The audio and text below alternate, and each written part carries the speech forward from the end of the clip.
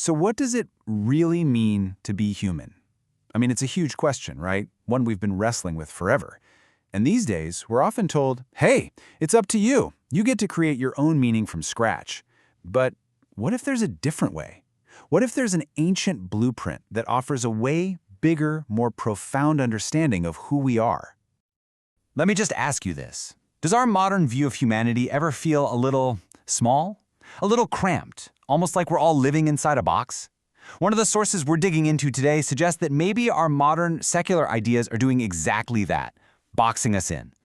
And this right here is the core idea we're going to be unpacking. On one side, you have what our source calls the modern box. It's a view that can lead to feeling isolated, anxious, and kind of limited. But on the other side, there's what it calls the open vista, a vision of connection, purpose, transcendence, a much more expansive way to be. We're going to explore Christian anthropology as a potential path to that open vista. Okay, so here's our game plan. We're going to start by looking closer at this modern box. Then, we'll get into the foundational blueprint of Christian anthropology, see how it tackles life's hardest questions, and explore what a radically new life actually looks like. We'll even see how this search for wholeness compares to other traditions, and finally, we'll talk about what happens when our existence finds its true essence.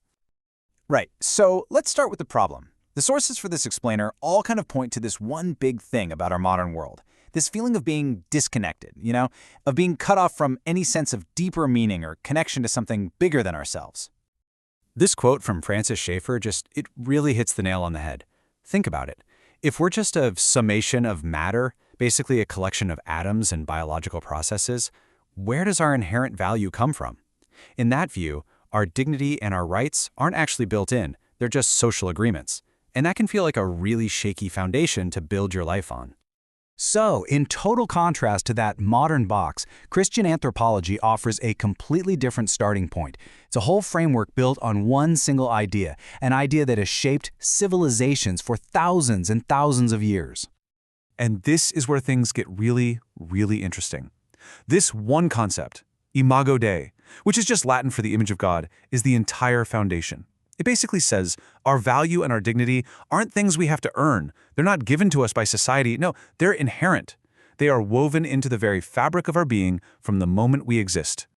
One scholar put it so powerfully.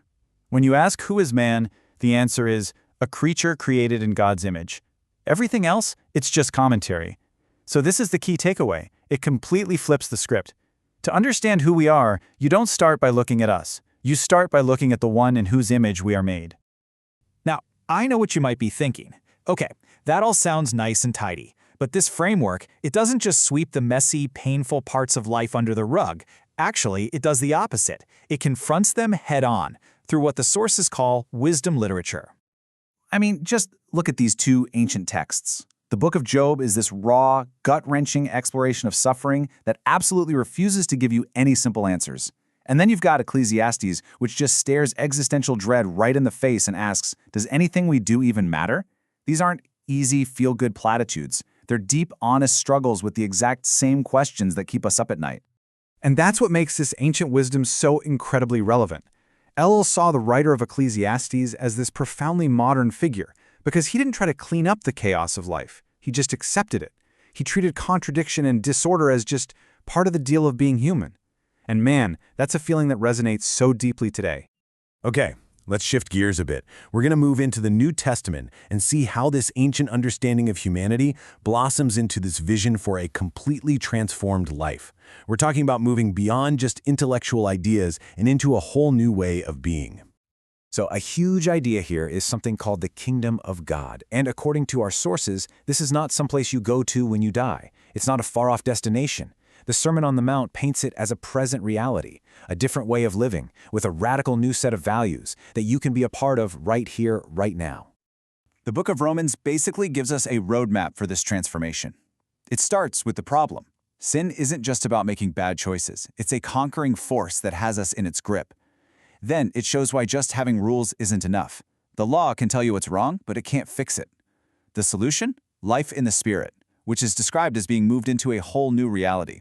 And the end result isn't just a changed individual, it's a transformed community, a koinonia. It's a Greek word that means this deep shared life, all living out this new humanity together. And this, right here, brings us all the way back to our central metaphor. This new way of being, this transformed life that one theologian calls a creative, reconciling, and hoping love. That is the open vista. That's the way out of the isolating, anxious box and into a life of expansion, connection, and real purpose. Now, it's really important to see that this search for a more complete vision of what it means to be human isn't just confined to one tradition. To get some more perspective, let's take a look at a parallel journey from another major philosophical tradition. The work of the famous poet and philosopher Sir Muhammad Iqbal offers another really powerful critique of a purely materialist worldview. He also saw the major limitations of a secular education that was stripped of any spiritual values, and he wanted to lay out a much more complete vision of human potential. This comparison is just fascinating, isn't it? Both of these worldviews challenge this idea that humans are just material beings. They both see a core problem of disconnection or imbalance, and they both aim for a higher state of being, whether that's a reconciled community or it's called the complete human, the insan kamil, which is this Islamic ideal of a perfected person.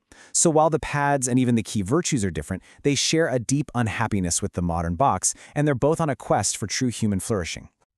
So where does this whole journey leave us? We've gone from this modern crisis of meaning all the way back to an ancient blueprint for humanity.